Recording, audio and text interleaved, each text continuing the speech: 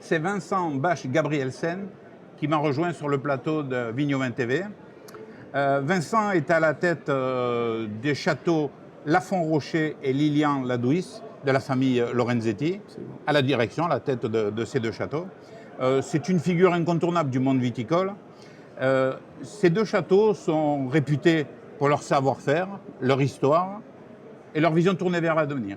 Mais au-delà de ses missions de directeur, Vincent s'engage activement dans des projets à fort impact environnementaux et notamment sur le programme des vignerons du vivant.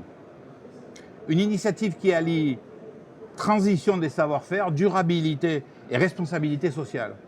Nous allons découvrir avec lui comment ces valeurs essentielles s'intègrent dans son quotidien et celle des domaines qu'il dirige.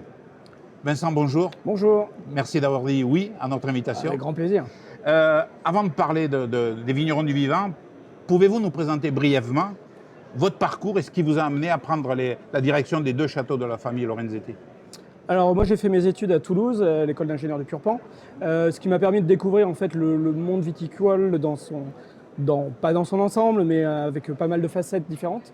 Et m'a amené à Bordeaux, en fait, pour tout d'abord travailler pour la famille Mullier, Vincent Mullier, qui est un ancien banquier d'affaires, qui avait racheté en fait 3 propriétés dans le sud Médoc, le château Bellevue, qui est un cru bourgeois exceptionnel, le château de Gironville, qui est un cru bourgeois, et le château Boller, un Bordeaux supérieur. Il accompagnait au niveau de la technique, j'étais directeur technique de sa structure. Vincent était un néo-retraité de la banque et à 37 ans, il avait décidé de se consacrer à sa passion et donc de reprendre cette propriété et de se consacrer 100% au vin. Assez vite, il s'est rendu compte que le modèle économique de ces structures était complexe. Et donc, il a décidé de relier son ancien métier à son nouveau métier et de faire du conseil en transaction de propriété viticole. Et dans ce cadre-là, il a accompagné la famille Lorenzetti dans l'acquisition de Lilian-la-Douisse, château Lilian-la-Douisse à Saint-Estèphe, cru bourgeois exceptionnel, qui en fait était une belle endormie à l'époque, qui avait besoin en fait d'être redynamisée. Et la famille Lorenzetti lui a demandé de l'accompagner en fait dans la gestion de la propriété. Il m'a proposé de l'accompagner pour gérer la technique. Lui faisait la direction générale et le commercial. Et il avait en fait son beau-frère qui assurait l'administratif. Donc on était un trio de gestion. Vincent, en fait, donc ça c'était en 2008. Assez vite, en fait, l'opportunité de racheter le château Pedesclo s'est présentée à la famille Lorenzetti. Donc, globalement, ça s'est joué à 1 an plus tard, septembre 2008, septembre 2009. J'ai repris la direction technique de Pedesclo. Vincent Mullier est décédé, en fait, prématurément à 44 ans. Et à cette occasion-là, en fait, j'ai continué à accompagner les propriétés, en fait, son épouse et ses enfants, en fait, dans la gestion de la propriété de Bellevue jusqu'en 2019. Mais tout en continuant en fait, à m'impliquer en fait, sur les vignobles Cruz Lorenzetti, les propriétés Lorenzetti à l'époque. Emmanuel Cruz a rejoint l'équipe en fait, pour remplacer Vincent sur la partie commerciale au départ. La famille Lorenzetti s'est associée à la famille Cruz dans le château d'Issan, grand cru classé de Margaux. En 2013, à cette occasion, en fait, il y a eu une structure qui s'est organisée avec Emmanuel Cruz, directeur général des propriétés, moi, directeur de Pedesclo et de Lilian-la-Douisse. Et ça a duré jusqu'en 2021. Avec le rachat du château Lafont-Rocher, un grand cru classé de Saint-Estèphe, voisin direct de château Lilian-la-Douisse. Et globalement, en fait, à cette occasion-là, sont nés les vignobles Cruz Lorenzetti. J'ai eu en fait l'occasion de continuer à piloter Pedesclo et Lilian-la-Douisse, et ils m'ont confié très récemment la direction générale en fait, de château Lafont-Rocher, qui en fait intègre désormais le château Lilian-la-Douisse. Le précédent directeur de Lafont-Rocher ayant pris ma place à Pedesclo, donc Christophe Congé, qui a travaillé pendant 22 ans à Lafite Rothschild et qui connaît parfaitement les terroirs de Pauillac et qui va continuer en fait à imprimer une dynamique au niveau de la propriété et accompagner les équipes. Je le disais en introduction, vous êtes impliqué dans le programme des vignerons du vivant. Absolument. D'abord, pourquoi et quel est l'objectif de ce programme? Alors déjà, en fait, Pedesclo a été certifié bio en 2022, Lilian-la-Douisse et Lafont-Rocher sont certifiés depuis 2024, assez récemment. Il y a eu en fait une volonté de la famille en fait, de s'inscrire dans une transition écologique qui leur semblait inévitable. Donc c'est quelque chose que on a pu accompagner en fait, au niveau technique, avec une vraie volonté des propriétaires d'accompagner la propriété vers cette transition. Et assez vite, en fait, on a eu écho de cette démarche.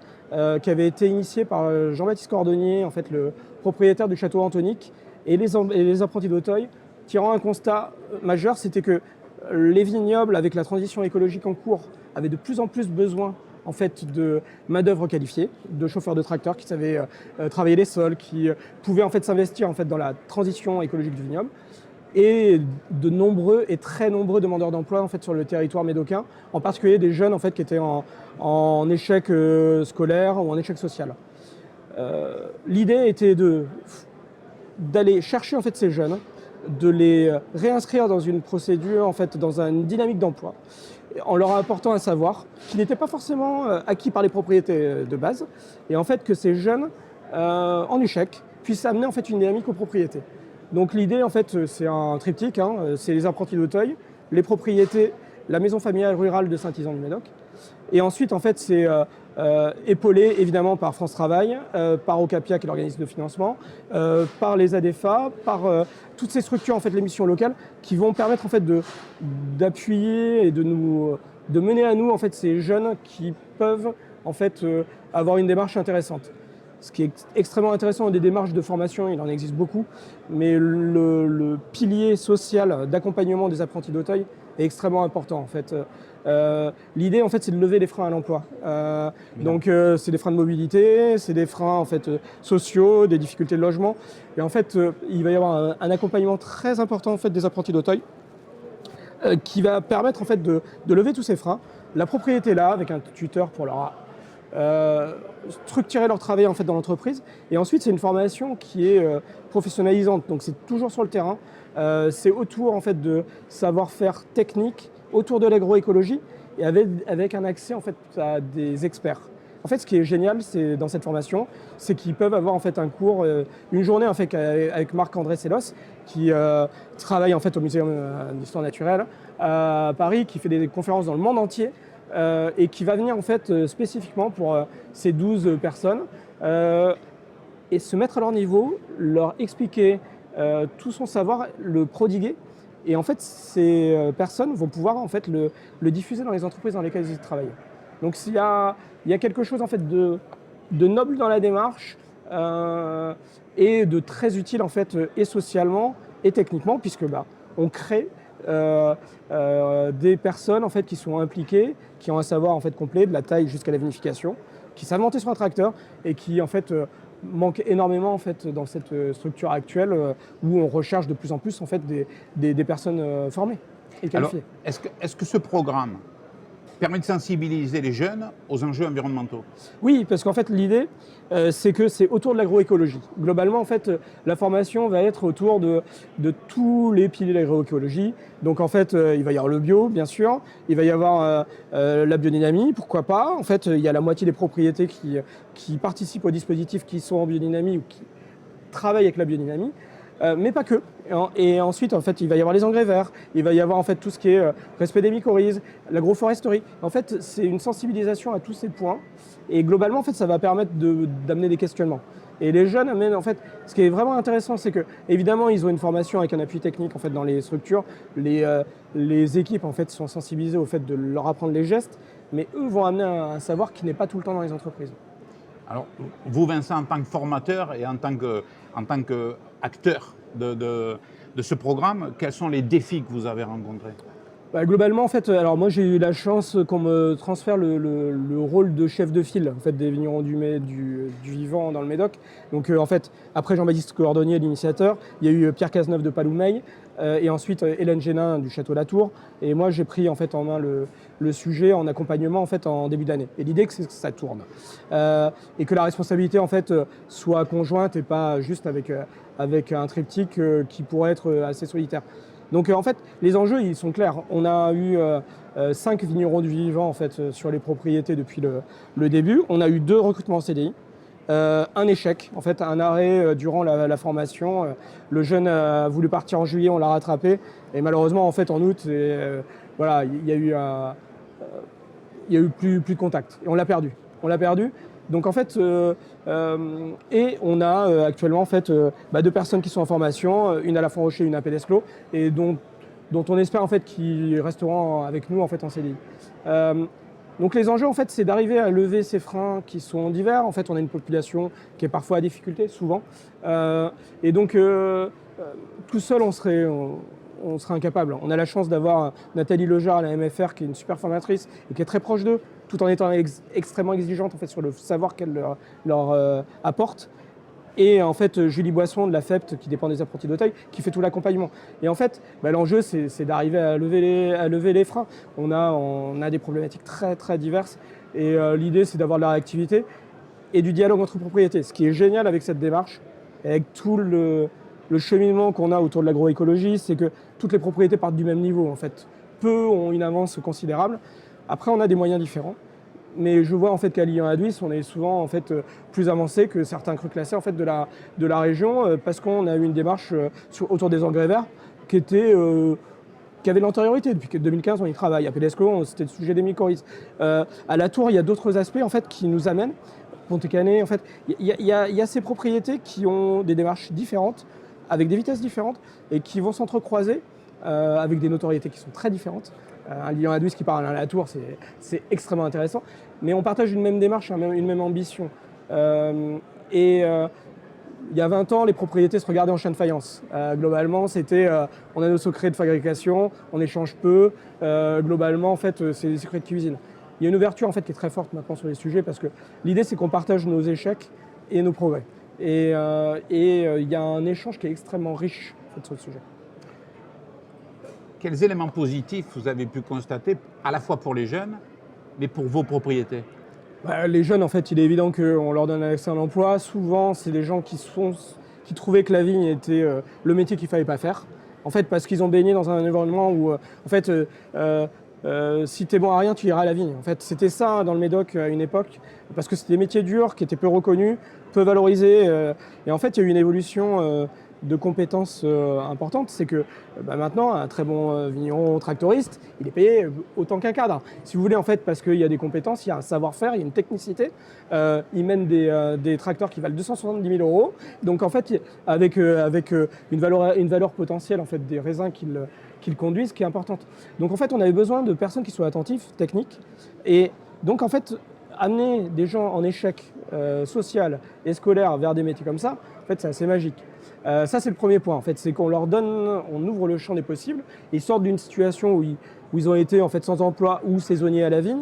Et ils arrivent avec un boulot en fait, pérenne, avec en fait, une fonction dans l'entreprise qui est à forte valeur ajoutée, avec de la polyvalence. Aller au chai et à la vigne, c'est génial. Enfin, voilà, et c'est de plus en plus le cas dans les structures, de pouvoir vinifier et de monter sur un tracteur l'été, parce qu'on a besoin de renfort d'équipe sur ces périodes-là. Et ça, c'est les boulots les plus valorisés dans les propriétés viticoles, soyons clairs. Et puis pour nous, clairement, en fait, ça amène ce renouvellement, cette jeunesse, ce sentiment en fait, d'accompagner en fait, nos équipes.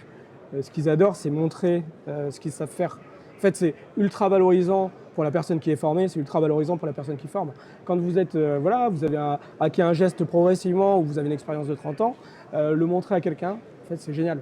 Et cet accompagnement et de se dire, en fait, moi, j'ai participé au fait qu'à la fin, elle ait un CDI et que peut-être elle soit meilleure que moi, en fait, dans 20 ans. Mais globalement, en fait, c'est ça, c'est cet accompagnement qui est génial. Et une forme de transmission, finalement. Une énorme transmission. Alors, est-ce que ça vous a donné idée pour envisager d'autres collaborations similaires? Globalement, c'est déjà quelque chose qui est fédérateur et prenant, en plus dans ma position de chef de file. Globalement, en fait, il y a des démarches connexes. En fait, il y a une démarche qui s'appelle l'appel de la vigne, que je vous recommande fortement, qui est initiée par quelques propriétés de Bordeaux et qui était dans l'idée en fait, de transmettre la passion que pouvaient avoir les gens pour leur métier. En fait, autour de la vigne. Et en fait, c'est se mettre en scène par un discours en fait, de personnes qui n'ont jamais parlé devant un public et en fait, qui vont s'exprimer pendant 10 à 15 minutes et exprimer en fait, leur joie de travailler en fait, dans la vigne à des différents métiers. Donc l'appel de la vigne, en fait, c'est consultable sur YouTube. Je vous conseille d'y aller. Il y a d'autres sessions qui vont être faites en fait, pour sensibiliser les collégiens, les lycéens en fait, autour de ces métiers, qui sont de très beaux métiers. Il y a ça. Ensuite, il y a une initiative plus locale. On participe au fonds de dotation initié par la ville de Pauillac, qui est en fait dans l'idée de financer en fait des projets de mise à niveau, de développement, des réflexions d'école, de ramener en fait encore plus de liens sociaux entre les habitants et les châteaux. Les châteaux, et les entreprises locales, puisqu'il n'y a pas que des châteaux qui participent à ce fonds de dotation. Et c'est une initiative qui est importante. Donc les 2 points, l'appel de la vigne, PDS Clos ou la Font Rocher n'ont pas encore participé. On s'est dit que d'abord on se concentrait sur les vignerons du vivant, mais voilà, c'est typiquement en fait ce type de démarche. Palmer en fait initie des démarches en fait pour intégrer dans les équipes des personnes en fait des zones de Bordeaux un petit peu voilà, en déshérence pour leur amener du travail en fait sur des périodes de l'été. Enfin voilà, il y a plein de démarches qui sont connexes et qui participent en fait à on va dire, cette recréation du lien social en fait, entre la vigne et la viticulture et les populations.